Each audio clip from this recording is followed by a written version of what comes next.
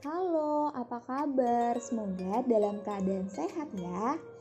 Perkenalkan, di sini saya Melita Niken Pancarani dengan NIM 050311812819240032 dari Praktikum Ilmu Gizi kelas Indralaya. Di video kali ini saya akan membahas mengenai Praktikum Ilmu Gizi. Sebelum memasuki materi, kita harus tahu dulu nih, apa itu gizi? Gizi merupakan komponen kimia yang terdapat dalam zat makanan yang sangat dibutuhkan oleh tubuh untuk perkembangan dan pertumbuhan. Status gizi adalah ukuran keberhasilan dalam pemenuhan nutrisi untuk anak yang diindikasikan oleh berat badan dan tinggi badan. Semakin beragam pangan yang dikonsumsi, maka semakin baik zat gizi yang diterima oleh tubuh. Pada video kali ini, saya akan membahas 4 judul praktikum ilmu gizi, yaitu sebagai berikut. Yang pertama, kebutuhan gizi. Yang kedua, penentuan status gizi secara antropometri. Yang ketiga, penentuan status gizi secara konsumsi atau biasanya disebut dengan food recall 24 jam. Dan yang keempat adalah air metabolisme.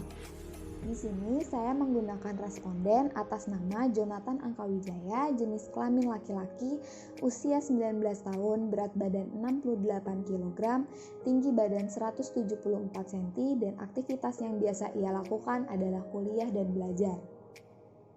Oke, sekarang kita memasuki materi yang pertama, yaitu praktikum kebutuhan gizi.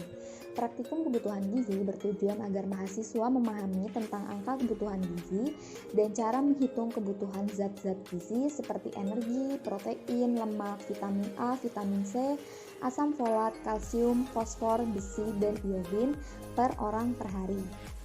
Untuk hasil praktikum yang didapat adalah sebagai berikut. Berdasarkan perhitungan angka kecukupan gizi atau AKG, responden membutuhkan energi sebanyak 3.003,33 kilokalori. Dari nilai tersebut, AKG dijadikan sebagai nilai rujukan atau reference value bagi responden untuk menghindari terjadinya defisiensi atau kekurangan maupun kelebihan zat gizi. Menurut tabel angka kecukupan gizi, remaja laki-laki memiliki berat badan sebesar 60 kg dan tinggi 168 cm. Akan tetapi, responden memiliki tinggi badan lebih besar dari tabel angka kecukupan gizi yang telah ditetapkan. Itulah sebabnya memiliki kebutuhan gizi sedikit lebih tinggi dibandingkan dengan angka kecukupan gizi. AKG didasarkan pada patokan berat badan untuk masing-masing kelompok umur, jenis kelamin, dan aktivitas fisik. Oleh karena responden ini laki-laki berumur 19 tahun, maka masih tumbuh dan berkembang sehingga tergolong dalam kelompok rentan gizi. Untuk praktikum yang kedua yaitu berjudul penentuan status gizi secara antropometri, bertujuan agar mahasiswa memahami metode penentuan status gizi orang dewasa menggunakan IMT atau indeks massa tubuh. Untuk hasil praktikum yang didapat yaitu sebagai berikut. Pengukuran ini menggunakan indeks massa tubuh atau IMT. Hasil pengukuran IMT didapatkan sebesar 22,46 dan ini masuk kategori rentan IMT 18,5 sampai 25 yang artinya tergolong normal. Meskipun tergolong normal, responden harus menjaga pola makan agar tidak mengalami defisiensi gizi dan bisa mengakibatkan penurunan berat badan. Jika berat badan turun, akan mengefek pada hasil IMT. Permasalahan pada pengukuran antropometri ini ialah mayoritas mahasiswa yang memiliki status gizi yang kurang atau kurus sekali, ataupun obesitas yang berarti gemuk atau gemuk sekali, merupakan gambaran keseharian dari pola konsumsi makan mahasiswa selama kuliah. Begitu pula pada mahasiswa yang memiliki status gizi normal.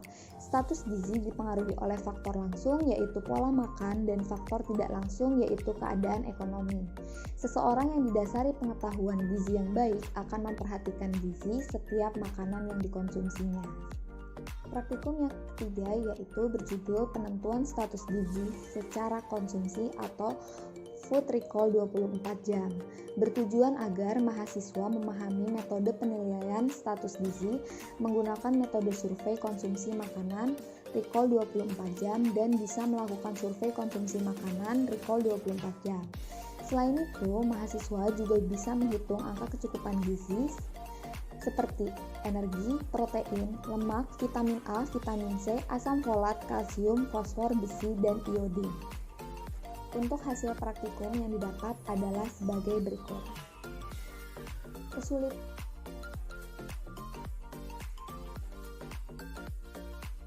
dalam food recall yakni mengkonversi jumlah dari apa yang dimakan ke dalam gram. Selain itu, banyak pengalaman membuktikan bahwa dalam melakukan penilaian konsumsi makanan banyak terjadi bias mengenai hasil yang diperoleh.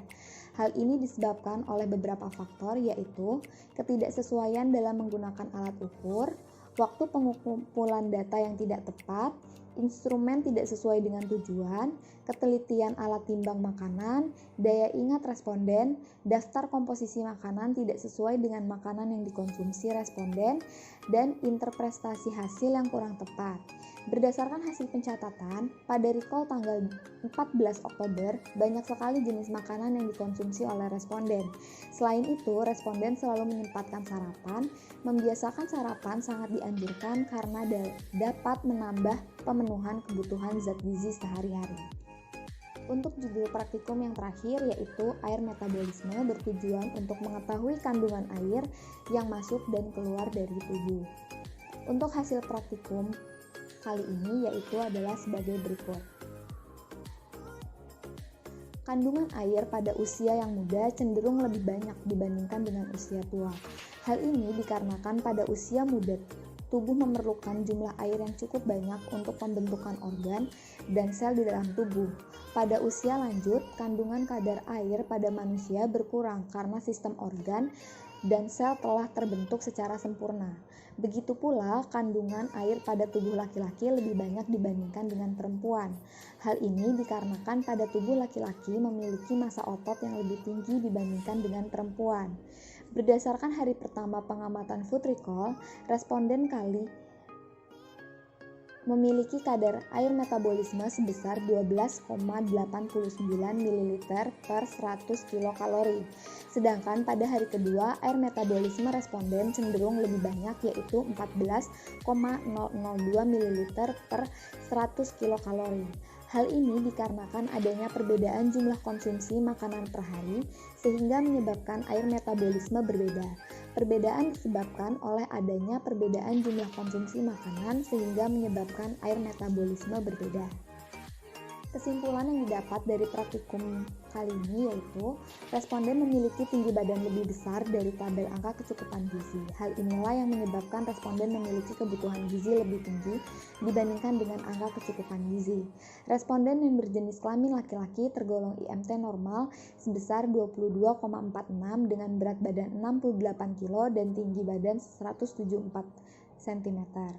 Faktor yang mempengaruhi food recall yaitu waktu pengumpulan data yang tidak tepat, daya ingat responden, daftar komposisi makanan tidak sesuai dengan makanan yang dikonsumsi, responden, dan interpretasi hasil yang kurang tepat. Yang terakhir yaitu kandungan air pada tubuh laki-laki lebih banyak dibandingkan dengan perempuan, dan kandungan air pada usia yang muda cenderung lebih banyak dibandingkan dengan usia yang tua.